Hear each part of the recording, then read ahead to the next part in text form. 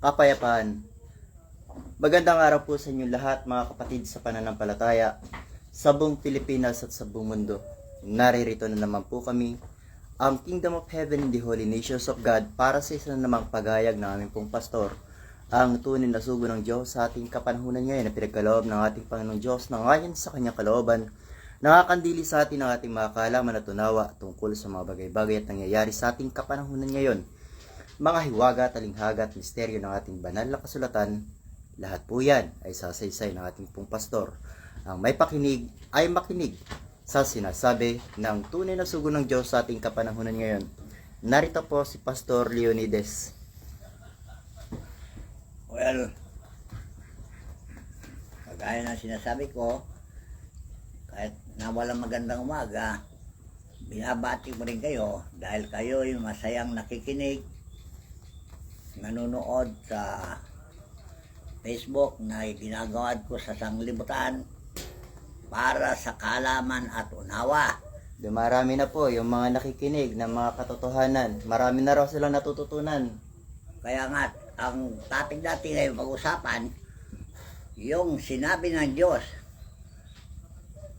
kay Propeta Isaias noong panahon nila at ipatutupad daw ngayon sa ating kapanahunan.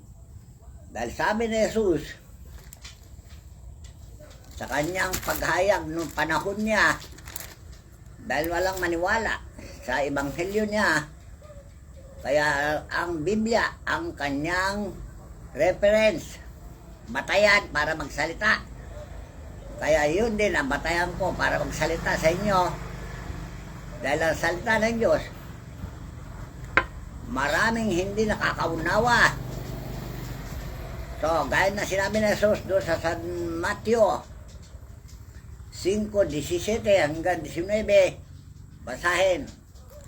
Mateo Kapitulo 5, talatang 17 hanggang 19. Huwag ninyong isiping ako'y naparito upang sirain ang kautusan o ang mga propeta. Ako'y naparito hindi upang sirain kundi upang ganapin. Sandali lang, isa-isa lang. Kagaya na sinabi ko sa inyo, ako'y naparito rin naman upang ganapin ang mga ginawa ng mga propeta at diniklara ng mga propeta ng panahon nila. Bilang espiritu ng katotohanan sa ating kapanahunan ngayon. Bilang espiritu ng katotohanan, ay papatnubayan kayo ng buong katotohanan. Sabi ng Biblia, dahil yan ang offer na Diyos. Doon sa Jeremias 3:14. Jeremias Kapitulo 3, talatang 14. Hanggang 15. Kayo'y manumbalik o tumatalikod ng mga anak, sabi ng Panginoon, sapagkat ako'y asawa ninyo. Alright. Asan kayo tumalikod? At bakit kayo pinababalik? Bakit nagyayaya ng panumbalik ang Diyos? Dahil tinalikuran nyo yung mga batas at palatuntunan ng Diyos. Tinalikdan nyo at sinunod nyo ang pita ng inyong mga laman na siya naging kaaway ng Diyos. Kaya ngayon, nakatala doon sa Roma 8, dahil lahat na sumusunod sa kalooban nila, sila ang kaalit ng Diyos. At ang kaalit ng Diyos ngayon ay nagtatabo ng parusa. Meron din po sinabi si Apostol San Pablo sa kanila, Roma Kapitulo 1, talatang 24. Sige. Dahil dito'y sa karumihan ng mga pita ng kanilang mga puso, ay ibinigay sila ng Diyos sa kahalayan. Talaga. Upang alisan nila ng puri ang kanilang mga katawan sa kanilang sarili. So, kasiraan ng tao, yung sumusunod sa sarili niyang kalooban. Ito po ang dahilan. Sapagkat pinalitan nila ang katotohanan ng Diyos ng kasinungalingan. Yan ang problema ngayon sa ating panahon mula pa noon. At sila'y nagsisamba at nangaglingkod sa nilalang kaysa sa lumalang na siya pinupuri magpakailanman. Sino yung nilalang? Mga tao. Yung mga tao na binigyan ng Diyos na pamamahala. Ay yun daw pinupuri. sila ang pinahigitan nyo, mahigit sa Diyos. Binaliwala nyo yung utos ng Diyos. At sinusunod daw ninyo yung salit-saling sabi ng mga tao Ayun na po. yan ang kinaputan ng Diyos. Kaya doon sa Jeremias, kayo manumbalik, sabi niya. Saan kayo manumbalik?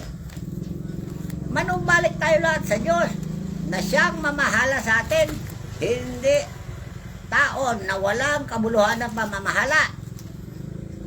Dahil yan na sinabi ng mga propeta, walang kabuluhan. Paano po hindi magiging walang kabuluhan na hindi naman nagtuturo ng kabanalan? Kaya nga, walang kabuluhan. Dahil pati mga batas, pinababayaan, Binabaliwala yung... binabaliwala ang kadakilaan ng batas. Ang batas nila sabi sa akin, walang ngipin. Ibig sabihin, hindi nila pinapairal ang tunay na hustisya.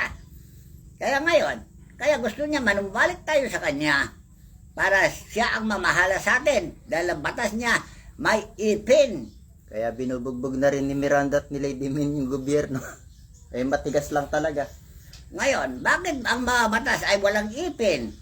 Kasi nakakalaya ang mga tulisan at magnanakaw sa lipunan. Nakapwesto pa. At kung sino ang magnanakaw, sila ang nakaupo sa luklukan. So, gusto ng Diyos na manumbalik tayo sa Kanya at ibalik ang tiwala sa Kanya. Dahil sabi ni Jeremias, 17:5, Diyos lang ang ating pagkakatiwalaan.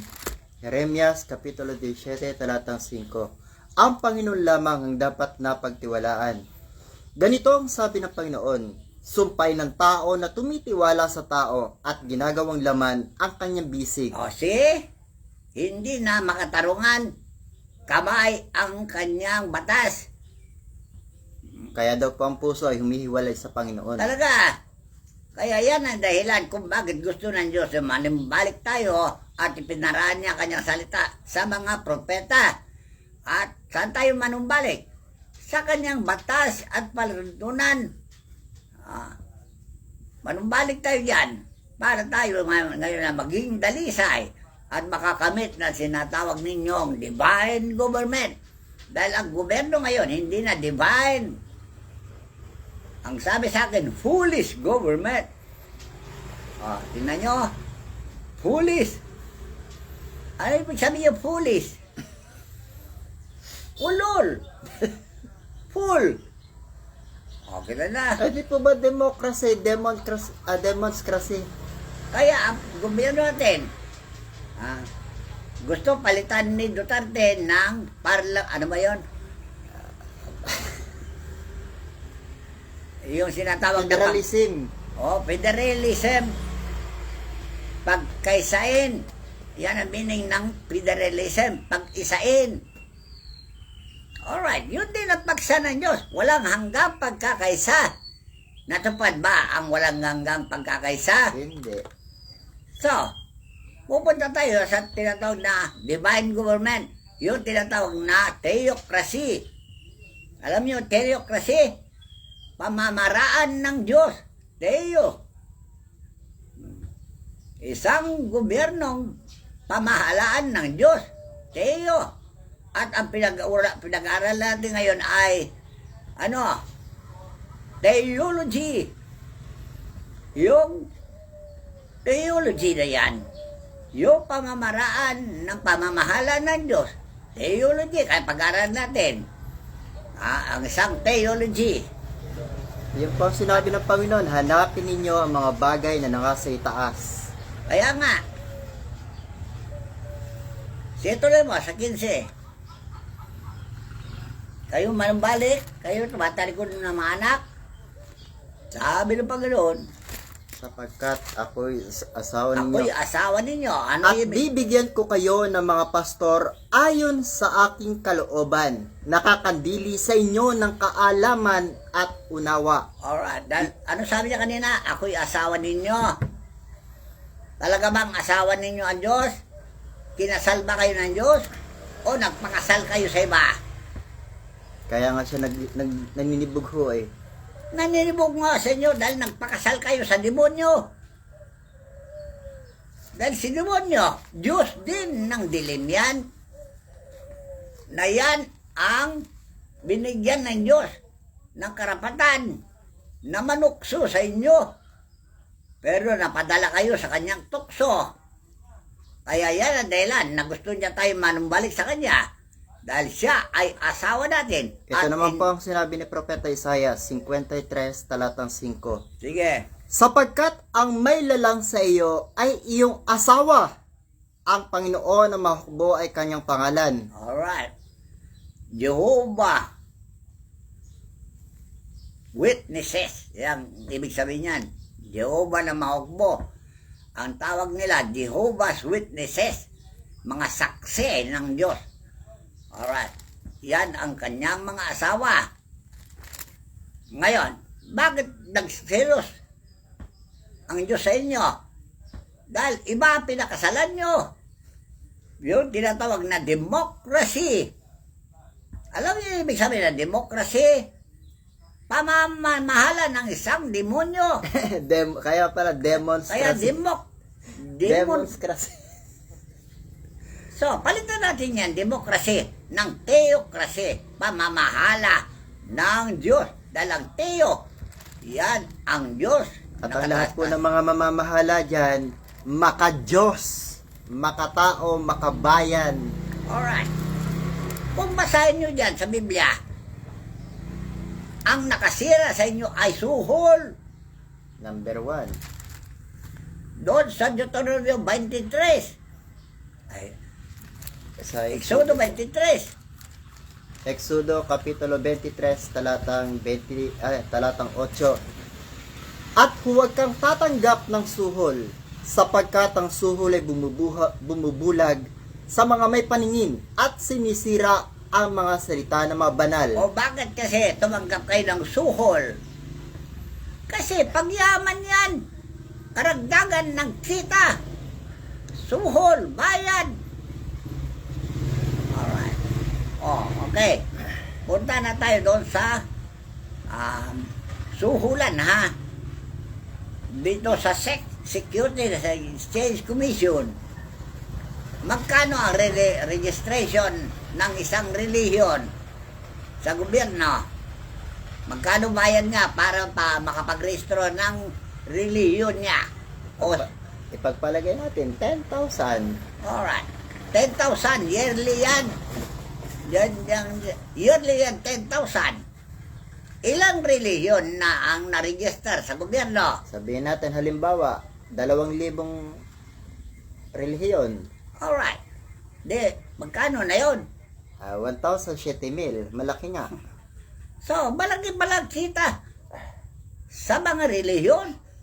Bakit ginamit nyo ang relihiyon na negosyo?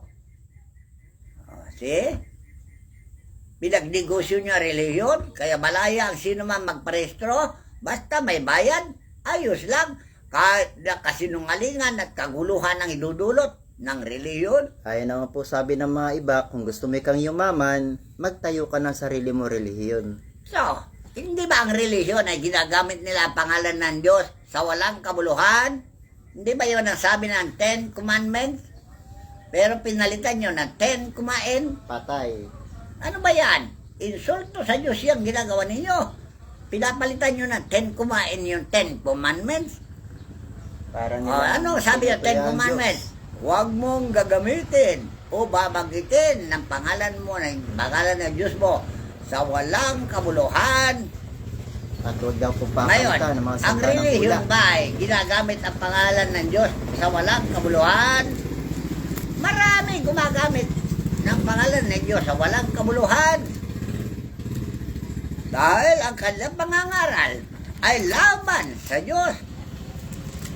Laban sa lahat ng bagay na nilikha ng Diyos na katarungan, hustisya at katarungan.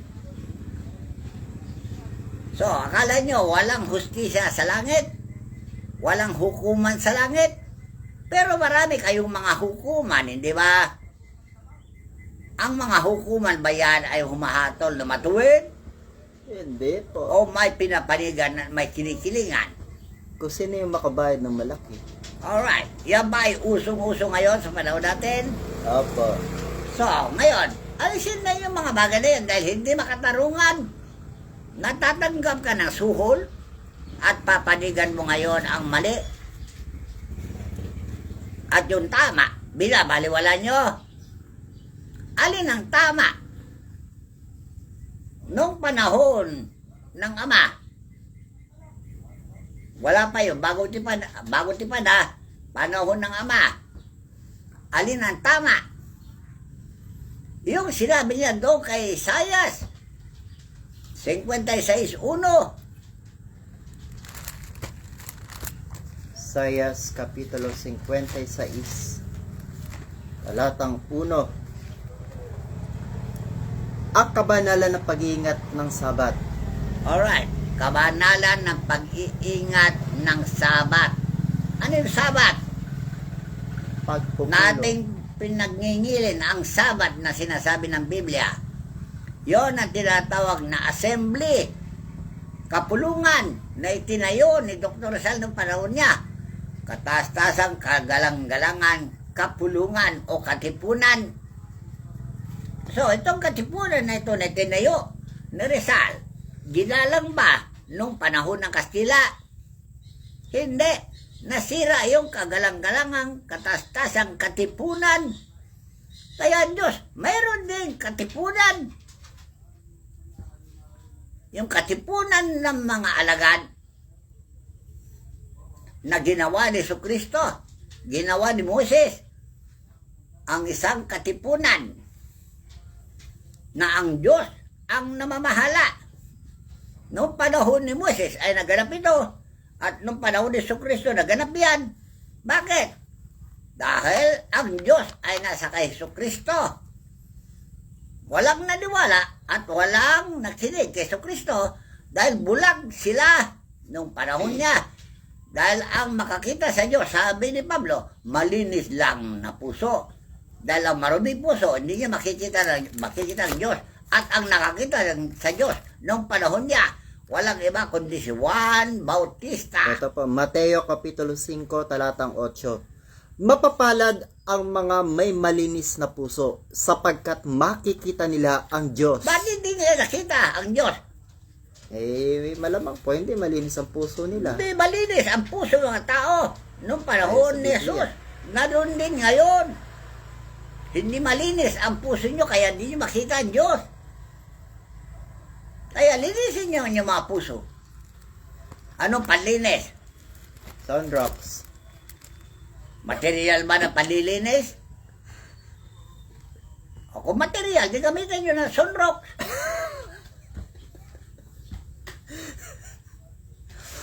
Ano pa? Pride? Mr. Clean. Hindi ganyan ang paglilinis. Ang paglilinis ay yung umiwas ka sa lahat ng uri ng kasamaan. Ang paglaban niyan ay pigilin mo ang iyong sarili. Ikaw mismo ang pipigil sa sarili mo. Pigilin mo ang iyong dila. Pigilin mo ang dila mo. Lahat ng bagay na yan ay pigilin mo. Pati utak mo. Pati puso mo. Pigilin mo yan.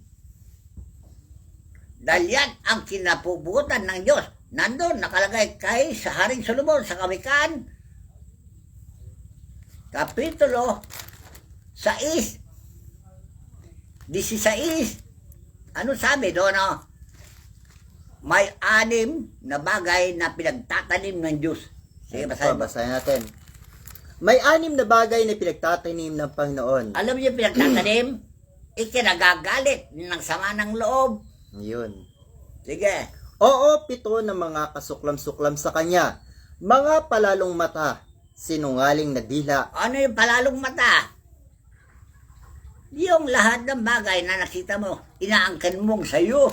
Palalong mata. Yung gusto mo, lahat na makita mo, magiging iyo. Akin lahat yan. Lalo yung mga babae na nakadamit ng sexy. Gusto mo, lahat maging iyo. O ano ngayon? Ano pa? Sinungaling na dila. Ayan.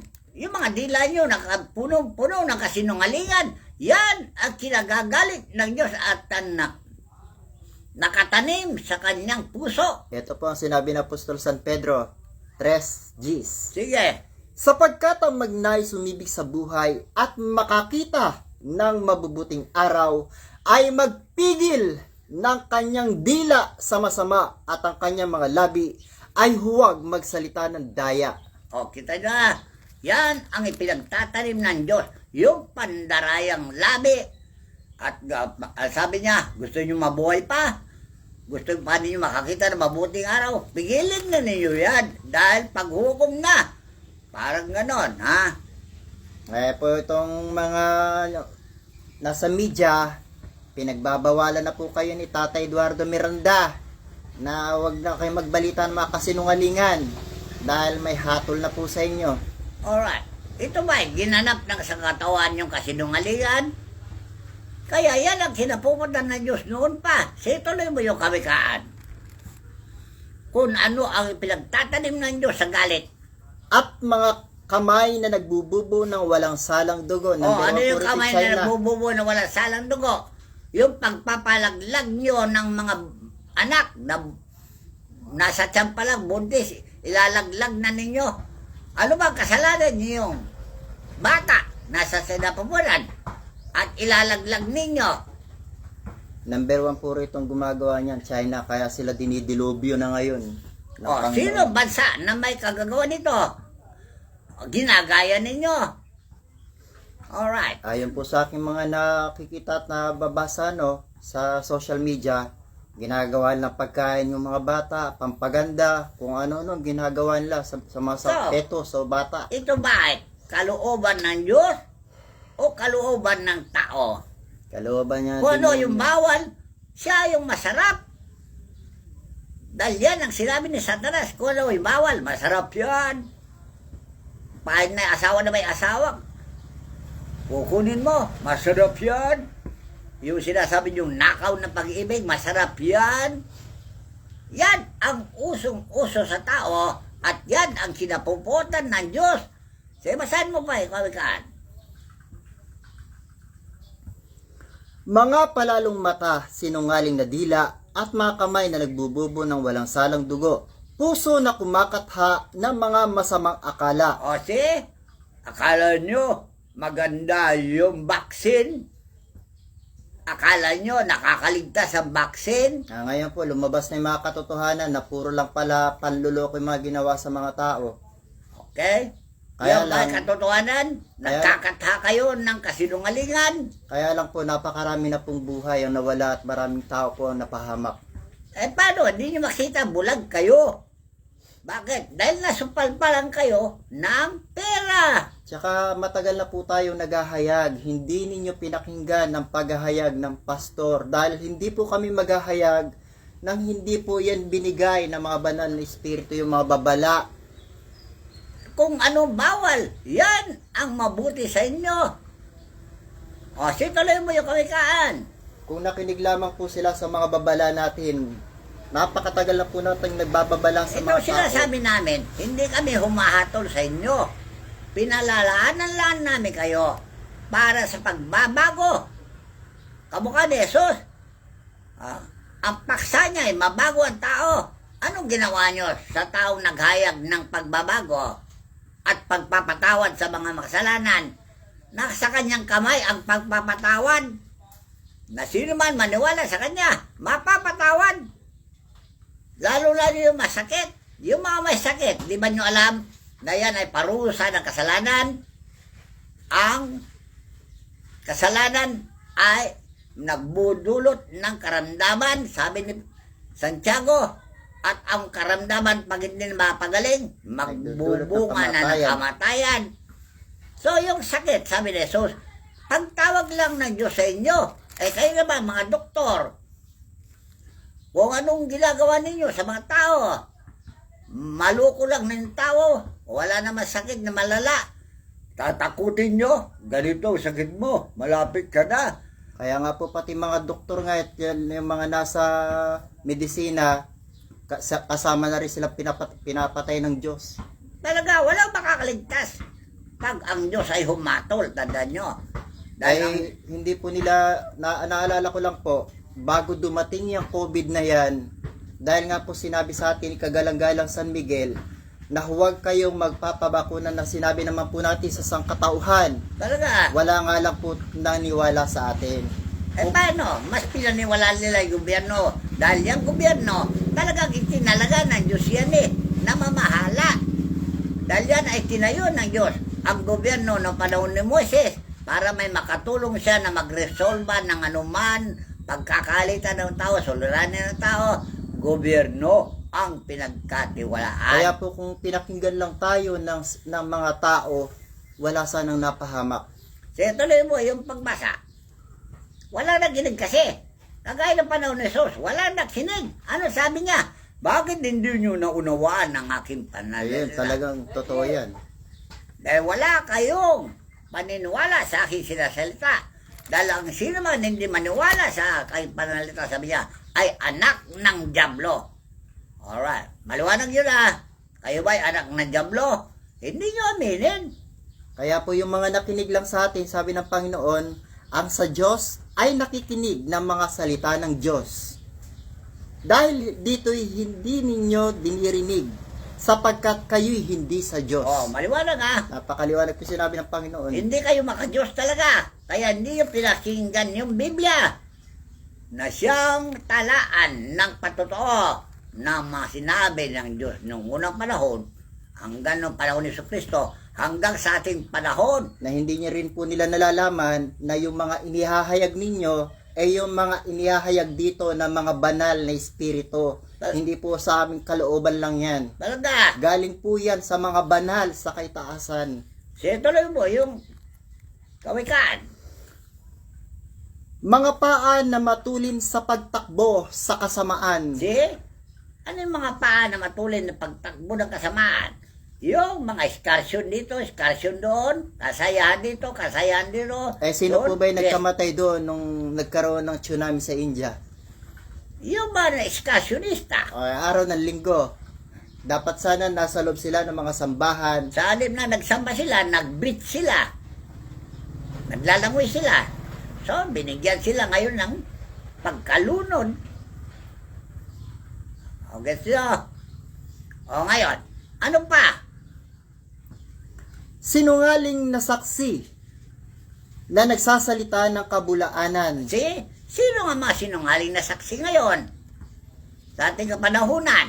Alam na po nila kung sino. Okay, alam na ba ninyo kung sino yung mga sinungaling na saksi ng Diyos? Sinungaling na saksi dahil hindi nila alam ang katotohanan kaya sinungaling sila saksi. Ang masakit po dito, marami ng tao na pahamak. Sa kasinungalingan, maraming napahamak dahil sabi ng iba, pumasok ka dito, maliligtas ka. Yan ba ay katotohanan? Sabi naman po sa gobyerno, magpabaksin ka, ligtas ka. Yan ba ay katotohanan? Ang baksin ba ay kaligtasan? Nasa Diyos po ang kaligtasan. Alright. Yung pera ba yan ay kaligtasan? Sabi ni Haring Propeta Isaias, kahit na pilak mo, ginto mo, hindi makapagliligtas sa iyo sa arawan ng galing ng Panginoon. Kay Sophonias, Kapitulo 1:17, dahil walang kabuluhan, yung paglilikom nyo ng kayamanan, ay kung ilunod kayo ng Diyos, makakaligtas ba yung pera? Kayo mga bilyonaryo, trilyonaryo, mga papa ng Roma, mga iglesia ni Cristo. Dahil po sa sobrang kayaman ng nasa Kibuloy, kamay nila. at anuman bansa na may religion na nagpapayaman, kamukha yung 1985, yung nagpapatayan na religion na yan, hindi ba na media yan? Documented pa. Sumunod po ron yun ng iglesia ni Cristo. Mormon, Ayan yung Mormons. di ba nagpapatayan noong 1985 dahil sa pera? Nakakaligtas ba pera sa kanila? Yan ang sinabi ni Pablo na yung mga nagnasang yumaman na sinsay sa pananampalataya at natuhog ng maraming kalumbayan. Nakilala po kasi sila ng mga tao na ang pera lang pala ang nais nila at hangad nila sa mga miyembro nila. Kaya yan ay offer nga ni Satanas. at kinagat ninyo yung upo ni Satanas, yung kasinungalingan ng paghayag. Alright. Yan ang pinagtatanim ng Diyos noon pa hanggang ngayon. Paano ngayon mapigilan itong galit ng Diyos? Curse of God na sinasabi nila. Curse, galit, Sumpa, sumpa, salot. buot. Kaya binigyan tayo ngayon ng parusa. Ito po, Ito. Zephanias Kapitulo 1, talatang 17 Sige, hanggang basahin. 18. At aking dadalhan ng kahapisan ng mga tao na sila'y magsisilakad na parang mga bulag sapagkat sila'y nagkasala laban sa Panginoon. At ang kanilang dugo ay mabububo na parang alabok at ang kanilang katawan ay parang dumi. Kahit ang kanilang pilak o ang kanilang gintuman ay hindi makapagliligtas sa kanila sa karawan ng kapuotan ng Panginoon. See? Parang bulag kayo. Bakit? Dahil hindi makita ang katotohanan. Bulag kayo talaga. Ay, yun po ang sinabi ng Yung tunay Panginoon. na tagapagligtas sa inyo, hindi nyo makilala kung saan siya naroon. Bulag kayo talaga. Ay, ito po, ikalawang Korinto Kapitulo 3, talatang 4. Sige, basahin. Na binulag ng Diyos ng sanlibutan ito ang mga pag-iisip ng mga hindi nagsisipanampalataya upang sa kanila huwag sumilang ang kaliwanagan ng ebanghelyo ng kaliwalatian ni Kristo na siyang larawan ng Diyos. Hindi ba sinabi ng Diyos na kung wala ako, wala kayong magagawa? Nandiyan sa Juan 15. Kaya, para may magawa tayo na mabuti at magagawa tayo ng kaligtasan, hanapin nyo ang Diyos. Yun ang sinabi ni Zephanias na propeta. Bago dumating ang kakilang-kilabot ng galit ng Diyos, hanapin nyo ang Diyos para malingid kayo sa Ito anuman po, ang kasamaan. bayan ay pinagsabihan na hanapin ang Panginoon. Kasi, yun lang pamagat eh. Hindi nyo alam ang misteryo yan. Okay, sabihin ko sa inyo misteryo yan. Nung sumilang kayo, dumaan kayo sa kamay ng mga kumadrona. Pag ang bata ay hindi umiiyak, hindi ba pinapalo yung kumadrona yung puwit niya para umiyak? Bakit? Kailangan umiyak yung bata para mabigkas niya yung panata niya na hanapin niya ang Diyos. Dahil nabaluas na naman dito sa mundo ibabaw at hindi na makita ang Diyos kailanman. Yung pong uha, yung po yung opo ama hahanapin kita. Oh, kita nila, yan hiwaga ng Ebanghelyo. Nakalagay dyan sa propeta, ang pangalan ng Diyos ay nakatago sa mga sanggol. Ano yung sa pangalan ng Diyos? Yung uha. Yan ang pangalan ng Diyos. Ha? Yan ang nagdudulot ng hininga at buhay. Pangalan ng Diyos ay buhay. Tandaan nyo ha. Yan ang hiwaga ng kasulatan, hiwaga ng misteryo ng Biblia na hindi nyo alam. Kaya ang bata, nanata, nahanapin ng Diyos. Paglaki niya, hinanap ba niya ang Diyos? Hindi. Hinanap niya pagkakapirahan dahil yan ay tinuturo ng mga magulang. Sige anak, mag-aral ka para yumaman tayo. Oh, yan ang tinuturo ng mga magulang. Sa mga So, maling pagpapalaki ng bata. sa mga mangangaral naman po kasi ang ginagawa naman nila, pinapangaral nila palagi ang Diyos ay mapagmahal, maunawain. Kaya po yung mga tao, sasabihin ng mga tao, magtatrabaho nila sa araw ng Yan ang linggo mga kasi salitang maaway ng Panginoon. pang-uulol. Ang Diyos naman ay Pambubulat. pag-ibig, maunawaan at maintindihan naman niya ako. Kaya patuloy po sila sa pagbaliwala sa araw ng Sabat. Yan ang sinasabi ni Miranda. Inuulol nyo ang bayan nyo. Kaya nga po tayo, bilang tayo na lingkod ng mga lingkod ng Diyos, kailangan na pong gumawa ng batas ang gobyerno na sa araw ng linggo, lahat ng mga tao ay sasamba. Wala nang magtatrabaho sa araw ng linggo. Ayaw nila yung Ten Commandments. Gusto natin kumain para may patso mga tao, magkasakit ng Eh, ulcer, paano po kung gunawin ng... magka-high blood, para magkapera na naman ng mga doktor. Eh, yan po yung kinagagalit ng Diyos. Yung Kaya, tama yung pagbaliwala nila. Tama yung sinasabi ni Jeremias, na kayo lumalakad na parang bulag. Bakit? Eh, hindi nyo alam kung saan naroon ang kaligtasan nyo eh. Alam ba ninyo na isinugo ng Diyos ang pumapatay at isinugo rin ng Diyos ang bumubuhay. Alright. So, alalahanin nyo yan. Nung isugo ng Diyos ang pumapatay, isinugo rin ng Diyos ang tagapagligtas. Ngayon, alin gusto nyo, mamatay o mabuhay? Ayun. Marami pa kayo, buhay pa kayo. Mamili na kayo kung anong gusto nyo. Patay o buhay. Langit o impyerno. Sinesay ko na sa inyo lahat ng mga sinungaling, gumagawa ng katampalasanan, at lahat ng manggagaway, makukulam, mababarang, manggaganso, babayero, lalakero. Sa impyerno lahat yan, sinasabi ko sa inyo. Pero yung mga matuwid at nababanal, sa langit sila pupunta. Ngayon, anong piliin nyo? Langit o impyerno? So, gumawa tayo ngayon ng katarungan. Dahil yan ang sinabi ng Diyos sa bibig ni Isaias 56:1. Para mapigilan ninyo yung kasinungalingan, magbabalat kayo na kunwari banal kayo. Yung pala ay nagbabanal-banalan kayo, sabi ni Jesus. Doon sa Marcos 7. Nagbabanal-banalan kayo, kunyari mabait. Unahin na po natin yung Marcos 7. Pero sa loob ninyo, tulisan kayo ng nanakaw. Ito po. Mamamatay tao. Kamu kayo mga doktor, ang babait.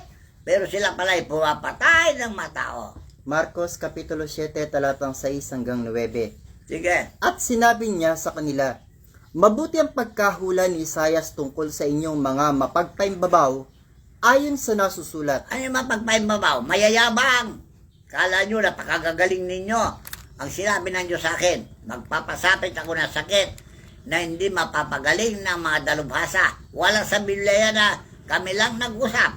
Noong 1990s pa. O, ngayon, naganap na yung mga sakit na hindi nyo papagaling. At nagpormula naman kayo ng sakit, ng gamot na akala nyo nakagagaling. Vaccine, lalong maraming namatay. Ano ba yan talaga? Tapat ba kayo sa Diyos? O talaga nagplano kayo ng pagkakapirahan? Magkano ba kasi bayad ng vaccine? Malaking bayad ng vaccine. O sino nagpormula ng vaccine? Ayan, sa ibang bansa, nangungumpisal na nga sila sa pagsisisi. Yung isa pong scientist na nangungumpisal na ngayon, Nagkamali raw siya. patawarin pa siya ng Diyos sa ginawa niya. Dahil ginawa niya ang vaccine ay kaligtasan, pero hindi totoo na kaligtas. At marami palang epekto yung vaccine. Naglabasan na po, marami ng tao na pahamak at namatay. So ngayon, kumari lang, pigilan na ninyo yung mga modus na yan. Dahil walang naililingid sa mata ng Diyos, tandaan nyo. Lahat ay nakikita diyan tayo. Binanggit ko na sa inyo we are on TV. Pinagmamasdan niya tayo sa isang malaking screen. Pindutin lang niya ngayon, lilitaw ng Pilipinas, lilitaw ang Amerika, lilitaw ang Russia. Parang kwan yan. Yung ginagamit nyo na paghanap ng mga tulisan magnanakaw. Anong pangalan nyo? CCTV. CCTV camera. Akala nyo walang CCTV camera ang Diyos? Dahil kung nabalangkas nyo yung CCTV camera niya, karunungan ng Diyos lang yan na pinamana sa inyo. Pero ang CCTV camera, hindi niya makita yung nasa likod niya. Pero yung mata ng Diyos, kahit na nakasalikod ka, makikita ka niya. Kaya kailangan na rin po malaman ng mga tao, ang sabi po ng Panginoon, ano man ang ginawa mo sa iyong kapwa, sa Kanya mo ginawa, hindi sa iyong kapwa. Talaga, yan ang sinabi ng Diyos sa bibig ni Jesucristo. Anong ginawa mo sa kapwa mo? Sa mga kalitlitan na yan, alam niyo kalitlitan, yung mga marilita na yan, yung walang pinag-aralan na yan, na niluloko ninyo.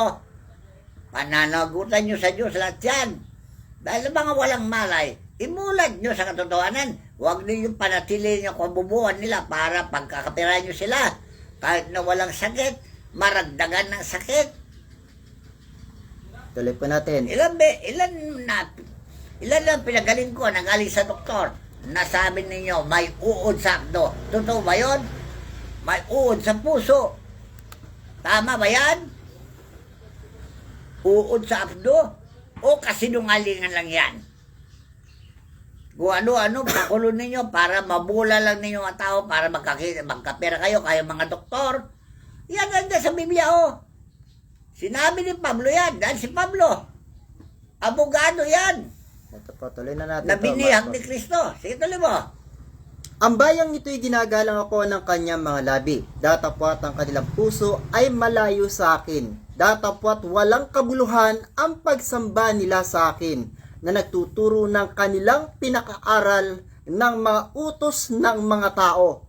Nilisan ninyo ang utos ng Diyos at inyong pinangahawakan ang salit-saling sabi ng mga O tao. ano yung utos ng tao? Magpabaksin ka, ligtas ka. Patay na naman. O, paulit-ulit na lang yan, ha? Hindi naman Bugbog, sarado naligtas. na kayo dyan. Napahamak na, namatay pa. Kaligtasan kayo. Yung pala eh. Kamatayan na nilang lahat. Yan ang Kapahamakan. pambobola ninyo. Bakit? May pera ba sa baksin? Meron! Yung mga nagpatupad. Binayaran kayo dyan eh para para gamitin kayo ng modus operandi ng mayayaman na tao sa ibang bansa. Nangungumpisal na nga sila sa kanilang kamalian eh. Hindi nyo narinig. Hindi binalita ang media. Pero may naglabas po ng kung sino yung nakinabang talaga. Sabi po nung nabalitaan ko sa social media, si Duterte ang number 1 tsaka si Duque. O kita na. O bakit hindi nyo naresto ito kung gumagawa ng karahasan? Dahil yan sinabi ni Duterte. Noon pa, if you destroy the youth of my country, I will kill you. So? Siya dapat ang magharakiri. Bakit hindi yung pinatay si Duterte? Destroyer pala. Dahil siya ang pumirma ng baksin. Sa kanya po nag-umpisa. Tsaka yung mga matitinding matitinding lockdown. Siya rin. Talaga. Lockdown dito, lockdown doon. Ginigipit nyo mga tao para takutin nyo sa kalalockdown ninyo. Kami po tayo po nung panahon na yun, naalala ko pa kung gaano kami nakikipagtalaktakan sa mga sundalo na sa lockdown. Pinipigilan nila kaming manggamot. Kahit na kami, na-rescue team ng Diyos, binabawalan dumaan sa checkpoint. Sino tunay na lang rescue team? Yung mga doktor na yan, rescue? Ang sabi po sa akin ng isang sundalo, wala naman kayong lisensya kagaya ng doktor. Paano namin kayo papayagan? O see? Ito ba'y panggagamot na fake healing? Kalooban ng tao o kaloob ng Diyos? Yung sinabi ng Diyos na pagalingin nyo lahat ng masakit. Tao ba nag-utos o Diyos? Di ba liwanag na nilabag ninyo ang utos ng Diyos? Kamukha ng pagpatay nyo kay Kristo. Hindi po nila alam na napakarami nating napagaling. Sino kasi na ang may rescue COVID. team ng Diyos? Hindi ba si Kristo? At ang kanyang mga pangkat na mga apostol? At ang kanyang mananampalataya? Dahil lahat ng mananampalataya kay Kristo ay binigyan niya ng biyaya ng pagsagip sa mga makasalanan. Pagsagip sa mga may sakit. Dahil ang sakit ay pagtawag lang ng Diyos yan para manumbalik sa Diyos. At kami ang binigyan ng authority na mangaral upang magbalik sila sa Diyos, upang maligtas sila. Dahil lahat ng pasakop sa Diyos ay ligtas sa anumang panganib. Nakasulat dyan sa awit 91.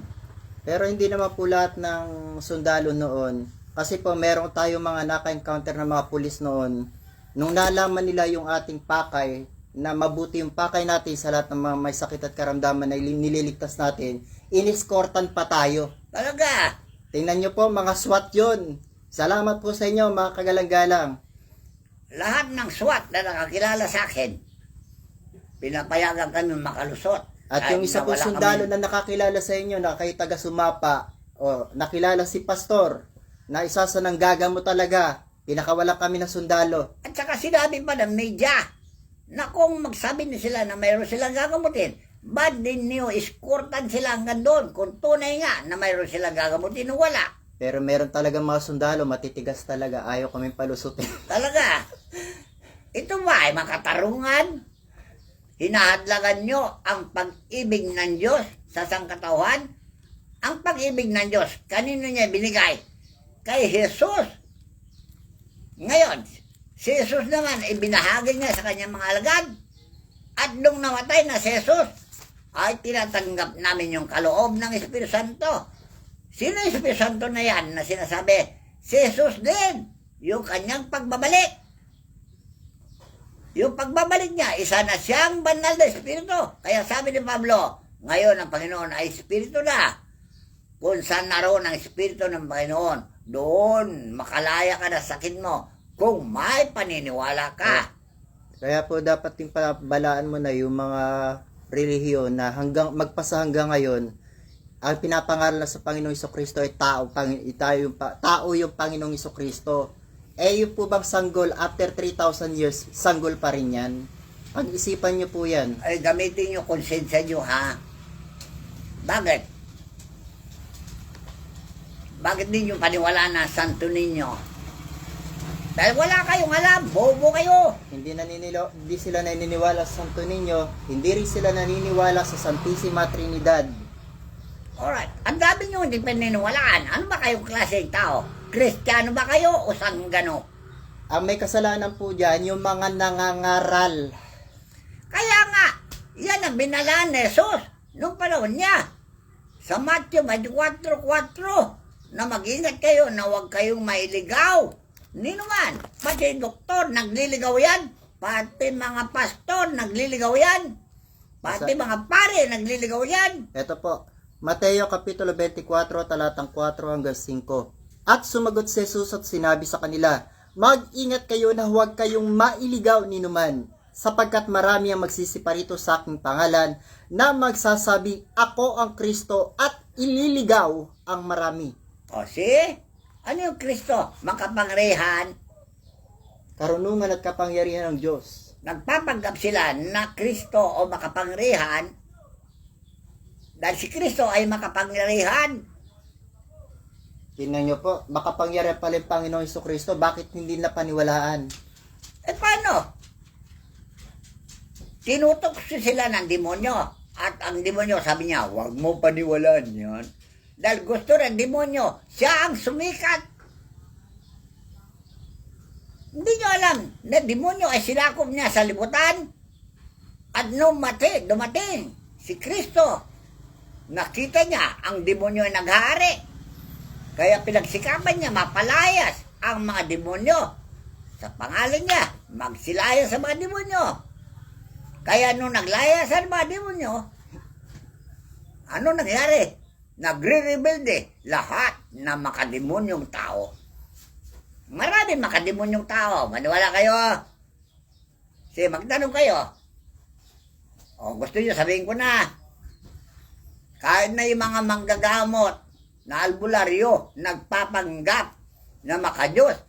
Pero sila ay mangkukulam. Tandaan nyo ha. Kunyari, nagpapagaling sila ng sakit. Pero naragdagan yung sakit at humahaba ang sakit. Bakit? Hindi naman nila tinatanggal yung sakit eh. Lalo nila dagdagan. Para biktimahin nila ang pera yung may sakit. Lalo kung mayaman. Hut-hutin nila lahat ng kayamanan mo.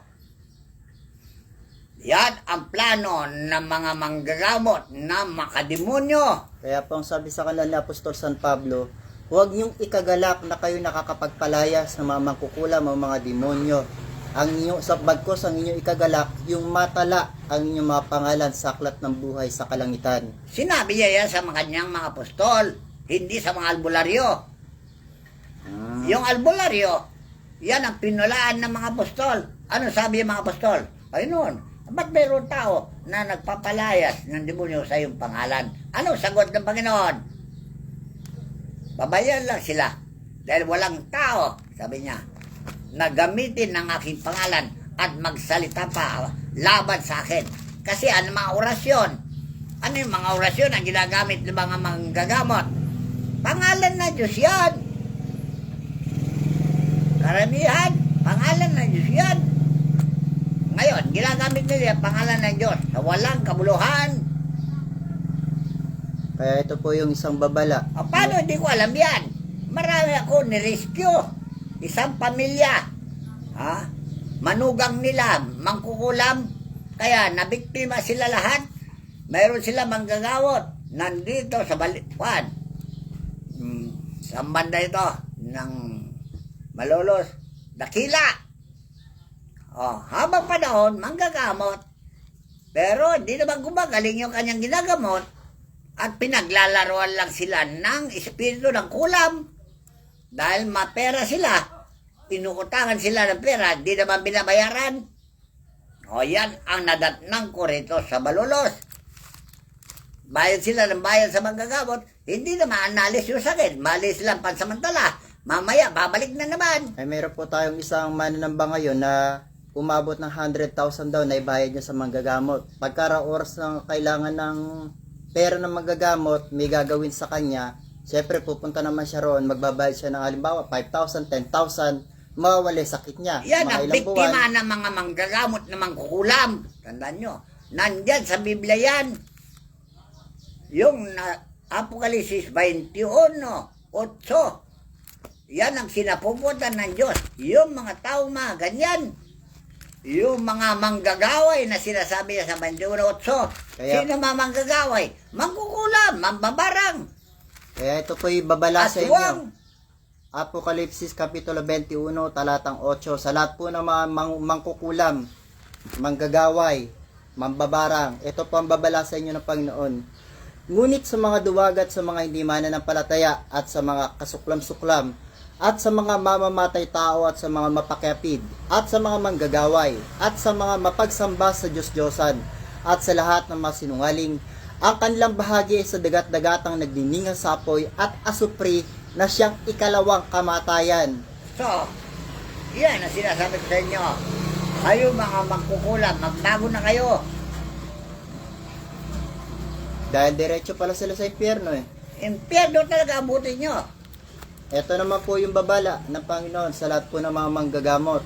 Mateo Kapitulo 7, talatang 22. Sige. Marami ang magsasabi sa akin sa araw na iyon, Panginoon, Panginoon, hindi baga nagsipanghula kami sa iyong pangalan, at sa pangalan mo'y nangagpalayas kami ng mga demonyo, at sa pangalan mo'y nagsigawa kami ng maraming gawang makapangyarihan?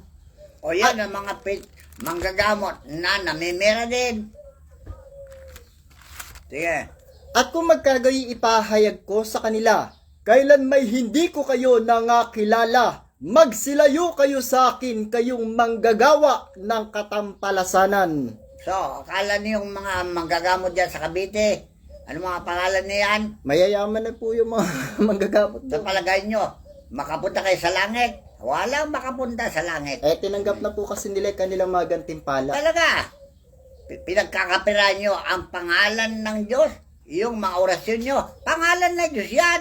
Yan po yung sinasabi ni Miss Lady Min, na yung mga binigay na talento at biyaya sa kanila, ginagamit nila sa mga walang kabuluhan. Talaga. Mga orasyon na yan, pangalan ng Diyos lahat yan. At ginagamit nyo sa walang kabuluhan.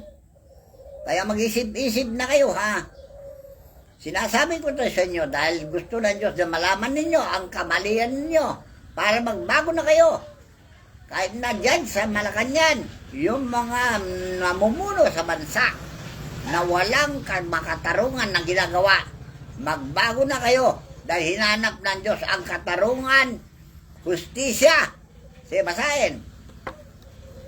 Isaias, Batas na makatarungan ang hinanap ng Diyos. Hindi yung batas na may padulas. Ha? Na nasusulan ng batas. Ayaw ng Diyos yan. Kaya po ayon po kay Tata Eduardo Miranda, yun daw pong mga kapulisan, mawawalan daw po ng trabaho lahat. Dahil ang tawag na yan sa mga kapulisan, katulisan. Totoo lang yan. Dahil yung pinapakita nyo sa mga TV, cellphone, sa mga video, sa mga pelikula. Saan nyo hinango yung pelikula na yan? Sa tunay na buhay. Totoo po yun. Bakit? Makagawa ng isang direktor, wala siyang hahunguan ng idea Correct. para makagawa ng magandang palabas? Pinapalitan lang po yung karakter. Talaga. Pero sa tunay na buhay, nagaganap yan. Pinapakita nyo sa TV na ang gobyerno, lalo mga gobernador, mga mayor, nakasangkot sa sindikato at papatay nila lahat ng kaway nila. Hindi naman lahat. May mabait din na sundalo. Sandaan nyo ko. Dahil kamukha ng panahon ni Jesus, may mabait na sundalo na siya si Santo Antonio Constantino, Saint Constantine. Kapitan ng sundalo yan na banal dahil sumanib kay Jesucristo at naniwala sa Ebanghelyo ni Jesucristo. At sinasay ko na sa inyo kung paano siya na banal eh. Okay, Ito ulitin ko po, naman. Isaiah 60. Sige. Ang pagiganti at pagliligtas ng Panginoon. Alright, paghiganti pamagat lang. Sino ang paghigantihan niya? Yung hindi tumutupad sa batas. Yung pong mga tao na hindi sumasampalataya sa At Ebanghelyo sino ng Panginoon. ililigtas niya? Ang ililigtas niya, yung sumusunod sa batas. Si Tuloy. Basa. At ayon din po sa akin na balitaan, yun daw po magkakabiyaya, yun lang mga sumusunod sa kalooban ng Panginoon at ng Ama. Kasi huwag mo na dagdagan para di Apo, malito yung sige. aking buwan.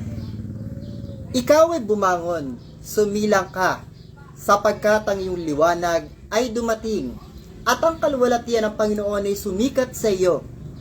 Sapagkat narito tatakpan ang kadiliman ng lupa at ng salimot na dilim ang mga bayan. Ngunit ang Panginoon ay sisikat sa iyo, at ang kanyang kaluwalhatian ay makikita sa iyo. At ang mga... Hindi yan ang binabasa. 56. 56. Ang kabanalan na pag-iingat ng Sabat. Alright. Ang kabanalan ng pag-iingat ng Sabat. Bakit? Anong matutuhan natin sa Sabat? Yung mga kalooban ng Diyos ang pag-aaral natin sa araw na Sabat. Kung anong gusto niya mangyari sa katawan, yan pinag-aaralan sa araw ng Sabat. O pagsimba. Assembly, kung tawagin ninyo. Sige, so ngayon, dahil sa mga bagay na ito, ginawa ba ninyo yung kabanalan sa araw ng Sabat? O kabulastugan? Pamimira lang sa araw ng Sabat? At kasunungalingan ay tinuturo nyo sa araw ng Sabat? O katotohanan? Ang katotohanan ba ay lumitaw na sa araw ng Sabat? Sa dami ng kapulungan sa mundo ibabaw? Saan nagbuhat ang kabanalan ngayon? Doon sa tunay na nag-aral ng kabanalan at gumagawa ng kabanalan. Alright. Ay yung gumagawa ng kasinungalingan. Nagkalat na rin sa mundo ibabaw.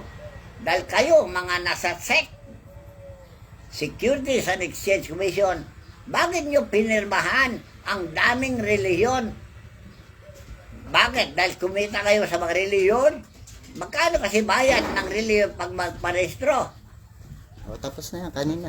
Okay, bilanggit ko na kanina. Kaya dumami ang reliyon, dumami rin ang kaguluhan, at siya ang nagpalala ng sitwasyon ng kasamahan. Kaya itong kasama na ito, nag-aari, hindi naman yung maawat. Hindi naman ninyo alam ayusin. Dahil wala kayo alam tungkol sa pag-aayos ng mga ito. Kaya, mayroong hukuman sa langit, sabi ko sa inyo. Mayroong kayong hukuman. Dahil ang hukuman ninyo, mali-mali ang handol ninyo at mali-mali ang pasya ninyo. Sige, basahin ngayon yung Isaiah. Ganito ang sabi ng Panginoon, kayo'y mag-ingat ng kahatulan at magsigawa ng katuwiran, sapagkat ang aking pagliligtas ay malapit ng darating, at ang aking katuwiran ay mahahayag. O, see? Ano ang katuwiran? Judgment. Kahatulan, judgment. Kaya po tayo humahanga kay kagalang-galang Pauchip Persida Acosta. Isa po siya sa gumagawa nitong kahatulan na to. Kaya na si Tulpo, nag-umpisa na. At marami na rin na gumagaya dahil kung dumami na ang membro nila, sana magkalat na yan sa mundo ng babaw para magkaroon ng hustisya, katarungan, para maligtas ang sambayanan sa kasamaan. Dahil sa mamagitan ng katulan ng mga hukuman, lalong lumala ang kalagayan ng salibutan dahil nasusuwalan sila. At yung magnanakaw hanggang ngayon, nakaposisyon pa. At yung nagmagnanakaw, andyan pa, nakawala pa. Bakit hindi mahuli ang mga magnanakaw at tulisan sa bayan? Basuhon. Dahil sa suhol, tapal na mukha, tapal sa mata, tapal sa dila, parang tape. Sa bunganga. Kaya po ang ang sabi suhol. ng iba, ang batas daw po dito sa Pilipinas, para lang sa mayayaman. Ganun ba? Ay, paano yung mahirap? Ay, wala. Tingnan mo yung nagnakaw daw ng itlog. Ay, talaga. Siyempre, walang panlagan. Wala may lagay, kaya ba natili sa kulungan? Yung may lagay, makalabas sa kulungan. Yung isa pa, nagnakaw ng O mangga. bakit nangyayari yan? Dahil takot kayo sa sindikato. Dahil sa sindikato, traidor yan. Pag hindi ka pumayag sa gusto niya, ikaw ang papatayin. Ikaw na huwes. Ilan na huwes na pinatay ninyo? Namatay. Dahil hindi pumapayag sa kalooban ng mga sindikato. Ayaw pumayag sa kalooban ng sindikato, papatayin. Yan ang ginagawa ninyo. Kaya ang gobyerno, number 1 na sindikato. Tandaan nyo na. Sila daw po kasi yung sinasabing mga aso. Tama. Sige, basahin mo. Isayas Kapitulo 56, talatang 11. Oo, ang mga aso ay matatakaw. Sila'y kailanman ay walang kabusugan, at ang mga ito ay mga pastor na hindi nakakaunawa. Sila'y nagsilikong lahat sa kanilang sariling daan, na mula sa lahat ng dako, bawat isa'y sa kanyang pakinabang. Alright. Hindi nyo aminin na kayo pastor sa bayan. Kayo mga pinuno ng gobyerno. Maniwala kayo na kayo ay mga inilagay ng pastor, pangulo, at kayo mismo na inilagay ng pastor, pangulo ng kalukuhan, pangulo ng kagaguhan, pangulo ng kasamaan. Kaya pala nagkanda gulo-gulo itong ating bayang Pilipinas. Talaga, dahil walang katarungan. Walang hustisya. Niluluko nyo ang hustisya ninyo. Niluluko nyo ang taong bayan. Ang lalaki pa naman ang sweldo nyo. Sino nagpapasweldo sa inyo? Hindi ba taong bayan? Tapos yung nagpapasweldo sa inyo, hindi yung paglingkuran na mahusay. Usahin nyo yan para malapit na ang kaligtasan. Yan ang sinabi ng Diyos sa bibig ni Isayas. Sige, tuloy mo, yon.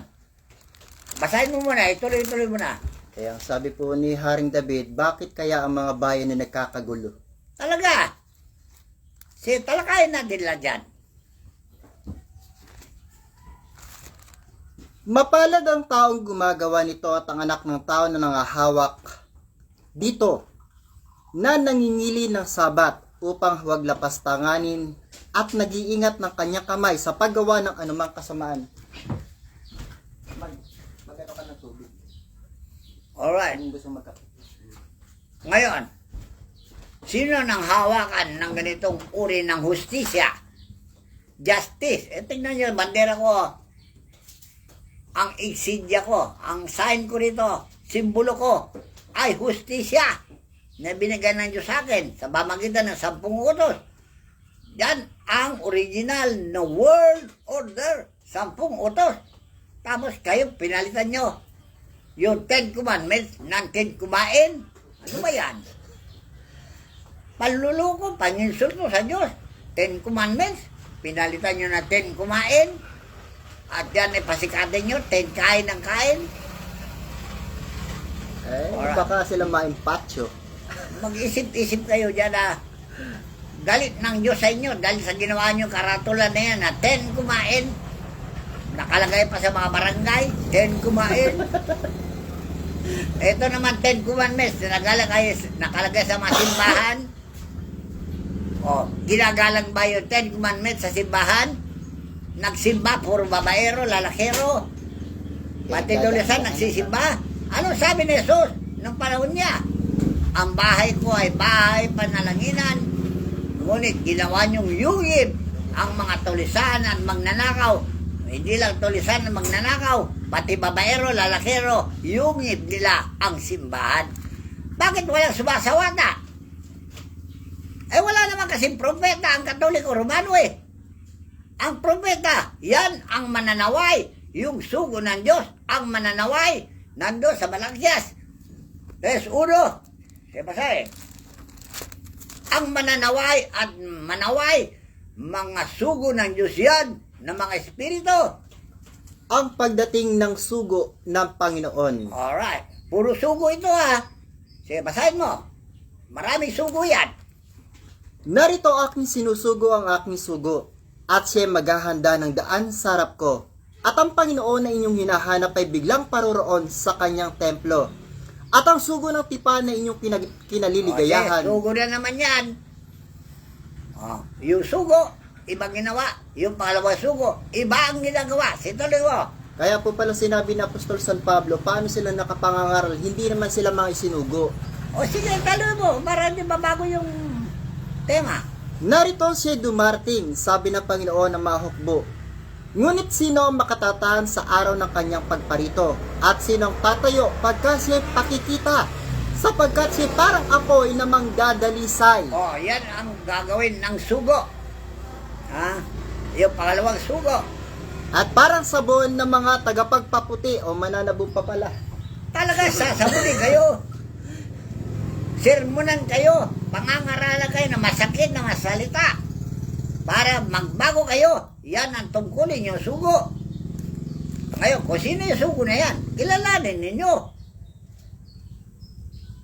At siya'y mauupong gaya ng mangintabat mangdadalisay ng pilak at kanyang dadalisayin ang mga anak ni Levi at kanyang pakikinising parang ginto at pilak at sila'y maghahandog sa Panginoon ng mga handog ng katuwiran. Yan ang trabaho ng sugo para mapalitan yung handog ninyo ng panis.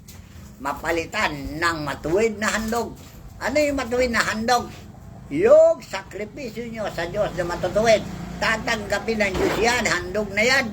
Pero yung handog na mabaliw, handog na mga loko-loko, hindi tatanggapin ng Diyos yan. At ang sabi po ni Apostol San Pablo, ang handog na nais ng Diyos ay ang ihandog mo ang iyong mga sarili.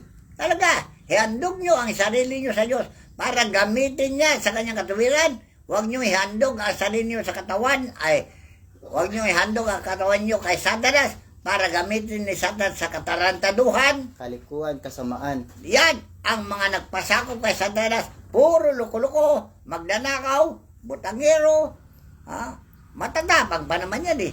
Pag sinawata mo, galit na galit. Patsunda ka. Roma 12. Ito po yung nais ng Panginoon na ihandog natin yung mga sarili natin. Kaya nga mga kapatid, ipinamamanig ko sa inyo alang-alang sa mga kahabagan ng Diyos na inyong iharap ang inyong mga katawan sa Diyos na siya ninyong katampatang pagsamba. Alright. Isang haing buhay, banal na kaaya-aya sa Diyos na siya ninyong katampatang pagsamba. O ano ang paksa sa Diyos na? At huwag kayong magsiayon sa sanglibutan ito, O kundi ano ang ginagawa na sa libutan ito? Puro kasamaan. Inaayunan nyo yung kasamaan na yan? Yan ba ang inaayunan nyo, yung kasamaan? Kaya pala nakakalaya ang mga tao masama dahil hindi nyo binibigyan ng katarungan. Walang hustisya para dakpin ng mga masama at maghayag ng kasamaan. Bakit? Ang daming sinungaling. Ba't di nyo dakpin yung mga sinungaling? Dahil nagkakalat ng kasinungalingan, dumadami ang katarantaduhan. Pagka po kasi may posisyon sa gobyerno, nananatili sa posisyon. Alright, ngayon, kailangan mga bagay na ito mapigilan na sa panahon natin. Maglagay kayo ng wastong hustisya. Huwag niyong ayunan ang mali para hindi kayo konsentidor. Ayaw ng Diyos ng konsentidor. Kaya na si Kristo, kung nagkasala, ikulong mo yan at hindi lalabas yan, sabi niya, hanggang di niya mabayaran sa kauli-uli ang bilis. So, bakit hindi nakulong ang mga makasalanan? Walang hustisya, walang ngipin ang hustisya ninyo. Kaya yan ang bili ng Diyos sa bibig ni Isaias. Gumawa kayo ng hustisya. Yung makatarungan, batas. Justice, kung tawagin. Makatarungan ba na palayain mo ang tulisan at magpapatuloy sa kanyang panunulisan? Ilang beses na TV yan. Kahit na yung mga drug lord nung araw na hinuli nyo. Bakit nakalusot sa gitna ng mga tao? Sino nagpalabas sa kanya sa karsel? Nakabidyo pa. Nakita ko yun. Dumadaan sa gitna ng mga tao at nakalabas na. Bakit? Ay nasuhulan pala yung tinatawag nyo na kulungan. Bakit nakalabas yung biktima ng droga? Dahil mapera sila, nabayaran kayo, kaya lumabas yung mga nakakulong sa selda. Marami na balita yan eh. Hindi ko lang pinicturean yun eh, para i-picture ko sa inyo. Lalo yung pagpatay kay sino yung mayor? Espinosa. Espinosa. Ba't pinatay si Espinosa? Sino pumatay? Ba't hindi nahuli yung pumatay kay Espinosa? Yung po mga... Ang gagaling yung mga pulis. Ang gagaling yung mga CIA ninyo. Bakit hindi nahuli yung pumatay kay Espinosa? Ba't hindi nakulong? Baka nasuhulan na naman kayo. Marami na biktima na nagrereklamo. Marami na patay na nagreklamo dito sa akin. Unang-una na si Tsigaray, naghanap ng katarungan. Lalo yung manggagamo dyan sa Cavite. Ano pangalan? Arturo Solon. Arturo Solon, naghanap ng katarungan. Malulobot na itong cellphone natin. Alright, so, Wala nang ilaw. dahil wala na kaming load, so, hanggang dito lang muna, dagdagan ko yan. Susunod ha. So, bigyan nyo katarungan ng mga ito. Lalo yung Visconde Massacre, naghanap yung kaluluwa ng namatay. Isa rin po ng si General katarungan. Angelo Reyes. Angelo Hindi rin Reyes, nasolusyonan yun. naghanap ng katarungan. Kung sino pumatay kay Angelo Reyes, alam niya. Dahil sinabi niya, sige, ako'y harap at ako rin na magsasalita. Kahit na si Arturo Solon, kilala ko, sabi niya yung pumatay sa akin. So, siya rin magsaksi sa kanya sarili. Kung sino, maniwala ba kayo ito na espiritu ay makakausap? So, mag-isip-isip kayo. Kung ang espiritu ay makakausap, kahit na patay na, kahit na sino tao nakakausap namin, kahit na yung mga patay na noong matagal pa panahon, nakakausap namin. Tandaan nyo. Kaya po yung mga kamag-anak ni General Angelo Reyes, kung gusto nyo makausap yung inyong yumaong kapamilya, punta kayo dito para makausap niyo siya. Oh, hindi malis dito. Nandito po yung kaluluwa ni General Angelo Reyes. At sasabihin niya kung sino pumatay sa kanya. Ngayon, kung gusto gisingin yung kasong ito, sige. Handa kaming marap. At tayo lahat ay harap sa hukuman ng langit. Dahil hukuman ng langit lang ang makakalutas nito. Dahil hukuman ng tao, walang alam tungkol sa ito, ha? Eh, wala daw pong ngipin ng batas dito.